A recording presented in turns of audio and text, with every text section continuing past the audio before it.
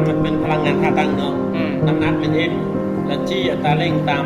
ตัวลำพังราคาในอนาคตสูงตัวนั้นบวกเป็นพลังงานที่ว่ากระแทกใส่นี่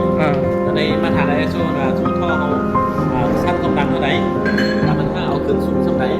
ควบสูงมันจะจำกัดเนาะเพราะว่ามันจะให้เราเปลี่ยนหัวน้ำหนักให้มีน้ำหนักเพิ่มขึ้นแต่เมื่อนี้เราทดลองตัวใหญ่แล้วเขาผลิตออกมาเรามาทดลองกระทบดีตามมาตรฐานโปรแตกผลิตต่อโอเคอันเป็นแบบนี้นี่ใครเอารถเหยียบโปรแตกแม่นบอกทดลองได้เลยบางคนกระทบบ้างบางประเภทเนี่ยวางสิต้องใส่พื้นสิบอะไรก็แตกได้เป็นแต่พวก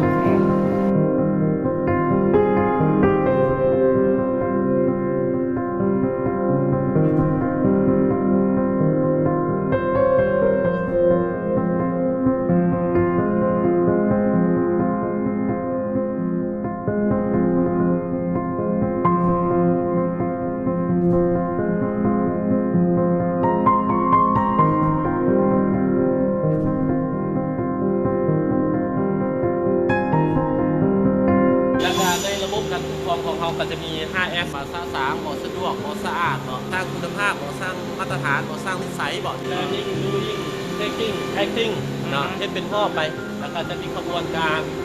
ในการเรียกตัวอย่างว่าขบวนการทำสมัครพนักงานฝึกอบรมพนักงานบอกนะครับและการขบวนการต่างๆอย่างนี้แล้วทางรัฐนี่มันอยู่ในนโยบายคุณภาพของเขา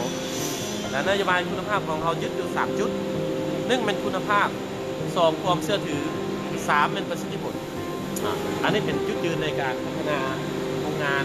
พัฒนาองค์กรของเรา